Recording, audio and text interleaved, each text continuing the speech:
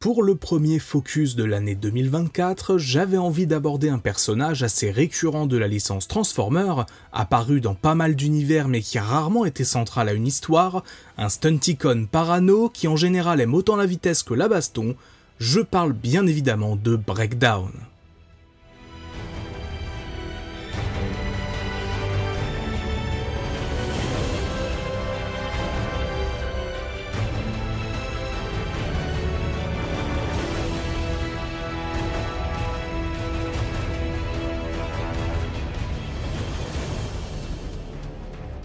Le jeu original de Breakdown a été commercialisé en 1986. Il est l'un des Stunticons, une équipe de Decepticons composée exclusivement de véhicules terrestres, menés par Motormaster et pouvant se combiner pour former Menazor. Il est décrit comme un bot paranoïaque pouvant causer des défaillances mécaniques sur d'autres véhicules, mais dont la condition mentale assez bancale lui cause également tout un tas de soucis mécaniques. Se transformant en Lamborghini Countach, Breakdown n'est pas spécialement un personnage marquant dans la G1, c'est juste l'un des Stunticons et il apparaît en même temps que son équipe. Dans l'épisode Masquerade, qui voit Optimus Prime et 4 autres Autobots capturer les Stunticons et se déguiser en ces derniers pour infiltrer les rangs de Megatron, c'est Breakdown qui parvient à libérer les siens et qui leur permet d'aller affronter le faux Menazor. Durant les années 80, que ce soit dans la série animée, les comics ou les séries japonaises comme Headmasters, Breakdown n'a souvent été qu'un Stunticons parmi d'autres, ayant été un peu caractérisé au départ, mais n'ayant que peu été exploité au-delà de son appartenance à ces derniers. Au début des années 90, le personnage a été modernisé à l'occasion de la sortie de la deuxième génération. Cependant, l'échec commercial de la gamme conduit à l'annulation de la commercialisation des Stunticons, Breakdown étant le seul à être distribué à l'occasion de la convention BotCon de 1994. Avec des couleurs désormais roses et turquoises, propres à leur époque, cette version de Breakdown a reçu quelques petites références à droite à gauche, notamment en comics mais également en jouets. La première vraie réutilisation du nom Breakdown pour désigner un personnage fut en 2004 dans Transformers Energon, avec un Minicon devant porter ce nom et faisant partie de la Courier Team, un groupe de personnages délivrant des messages et informations sur diverses planètes. Mais puisque Breakdown n'a toujours pas de chance, cette sortie fut annulée et à part quelques images, et le fait qu'il devait à la base être commercialisé avec le Ultra Magnus de cette gamme, on ne sait pas grand chose sur lui. C'est en 2005, un an plus tard, que Breakdown fit véritablement son retour avec une orthographe légèrement différente de son nom, mais une idée générale renvoyant de très loin à sa version originale, les deux ayant en commun l'amour de la vitesse. En effet, Breakdown est ici un ancien pilote de course sur la planète Vélocitron, s'étant retiré il y a plusieurs années et entraînant désormais le jeune Clocker.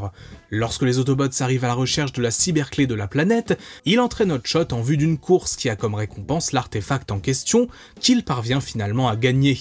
Restant sur sa planète après le départ des Autobots, il est revu à quelques reprises dans la série, aidant Optimus et les siens à s'opposer à Starscream ou encore Galvatron.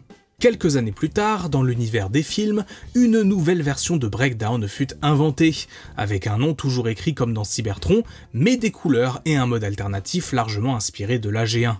Ce personnage, inventé dans la gamme de jouets de Revenge of the Fallen, fait quelques apparitions dans les comics dérivés du film, que ce soit ceux publiés par IDW ou encore les magazines officiels. Côté IDW, Breakdown est un soldat Decepticon assez basique, envoyé en mission par Soundwave entre le deuxième et le troisième film, afin d'enquêter sur une organisation humaine ayant récupéré la dépouille de Ravage pour le ramener à la vie. Après avoir échoué dans sa mission, il est interpellé par Sideswipe et Ironhide et tué dans l'affrontement qui s'ensuit. Dans les histoires tirées de magazines, Breakdown est ici un Decepticon capturé par le Nest, encore une fois entre le deuxième et le troisième film, libéré par Bloodjohn mais aussitôt tué par ce dernier après qu'il se soit moqué de lui.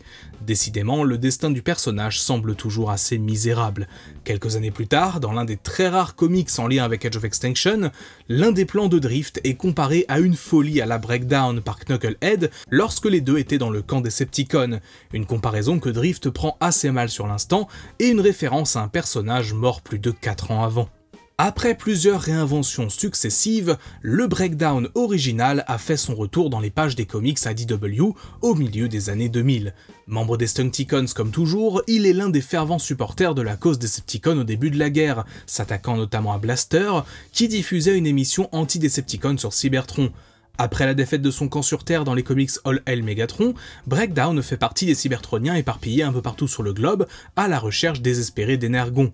Lorsqu'il s'attaque à une centrale électrique dans le but de récupérer un peu d'énergie, il est pris en chasse par l'organisation Skywatch et fait prisonnier en mode véhicule. Spike Witwicky en fait pendant quelques temps son véhicule personnel, jusqu'à ce que les autres Stunticons l'attaquent pour récupérer leurs coéquipiers.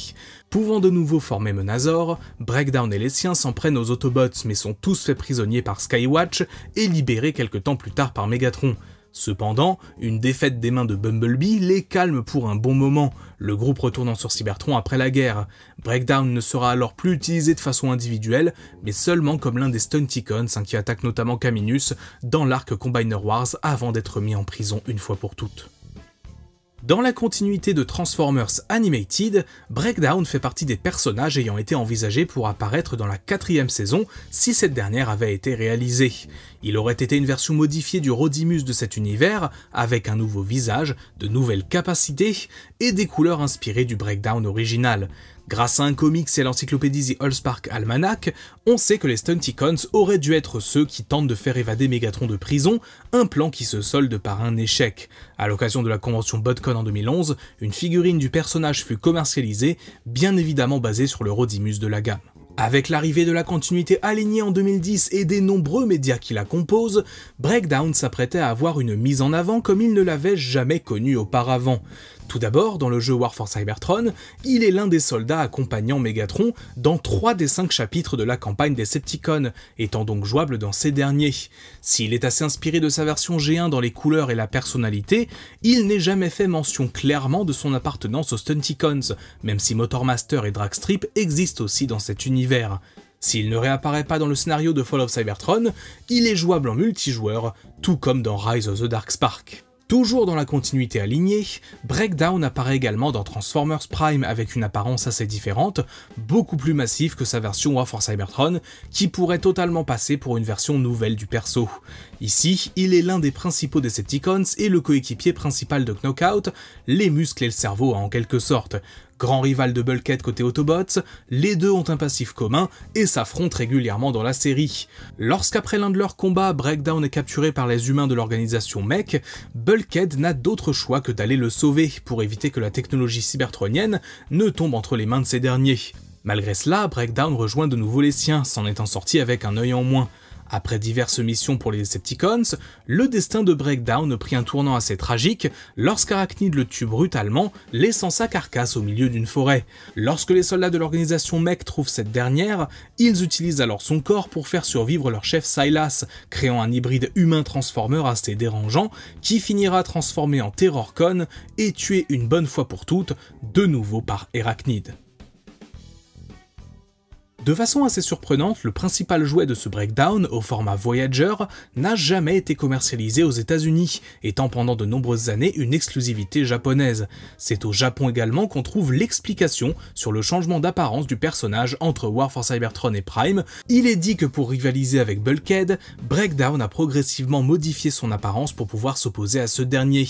D'ailleurs, c'est au Japon que cette version du personnage fera de nouveau une apparition dans les mangas Unite Warriors, dérivés de Combiner Wars. Breakdown dans Prime, tout comme Knockout d'ailleurs, s'est montré extrêmement populaire auprès des fans, ce qui a conduit les comics IDW à les introduire dans leur continuité principale, ce qui voulait donc dire qu'on avait à la fois la version Stunticon du personnage et cette version inspirée de Prime au sein du même univers. Tout comme sa version Cybertron, Breakdown est originaire de la planète Vélocitron, où il a subi de nombreuses discriminations par le passé à cause de sa carrure plus large que la moyenne, ce qui l'empêchait de participer aux traditionnelles courses automobiles de ce monde. Après l'intégration de Vélocitron au Conseil des mondes de Cybertron, Knockout accepte de rester sur la planète en tant que représentant, Breakdown se sentant davantage à l'aise sur Cybertron. C'est là que l'on apprend également que les personnages sont tous les deux unis par un conjux Andura, l'équivalent d'un mariage pour les Transformers, les deux ayant déjà une relation très proche dans Prime, ce qui avait amené les fans à émettre certaines hypothèses quant à la nature réelle de leur relation. Breakdown réapparaît avec plus ou moins la même apparence et le même rôle dans les comics IDW de 2019, mettant en place un stratagème afin de faire tomber Vélocitron aux mains des Decepticons. Du côté des jouets, Breakdown a connu plusieurs commercialisations majeures dans les années 2010. Tout d'abord, sa version G1 a été revisitée dans la gamme Combiner Wars en 2015, étant la première commercialisation à grande échelle du personnage depuis la première génération, pouvant se combiner en l'occurrence avec les autres Stunticons. En 2023, une nouvelle version de ce dernier fut produite, cette fois-ci dans la gamme Legacy Evolution, étant un remold de son coéquipier Wild Rider, pouvant se combiner avec les autres Stunticons également pour former de nouveaux Menazor. Enfin, très récemment, en 2023 là encore, une toute nouvelle version de Breakdown fut introduite dans Transformers Earthspark. S'il est présenté comme un Stunticons, avec un design et un mode véhicule inspiré de l'original, il était également ici un vieil ami de Bumblebee, avant le déclenchement de la guerre sur Cybertron. Lorsque les deux se retrouvent sur Terre, ils participent à une course mais sont traqués et attaqués par les humains de l'organisation Ghost, les forçant à se révéler et contre-attaquer. Réalisant qu'ils ne pouvaient pas s'en sortir tous les deux, Breakdown attaque directement ces derniers et aide Bumblebee à sortir de l'enceinte du circuit. Il est donc capturé et mis en prison, où Bumblebee le retrouvera justement quelques épisodes plus tard. Et après leur évasion, il viendra avec les autres Decepticons afin de porter main forte aux Autobots et aux Terrans dans leur combat contre Mandroid. Breakdown est un personnage qui, mine de rien, a connu pas mal d'histoires dans l'univers Transformer. Au fil des ans, il a réussi à devenir plus qu'un simple Stunticons parmi les autres, en partie grâce à la série Prime. Encore récemment, son utilisation dans Earthspark en tant que personnage individuel montre une volonté de le mettre en avant en dehors du groupe auquel il appartient, et c'est une sacrée évolution comparée à la simple petite Lamborghini paranoïaque qu'on a connue dans la G1.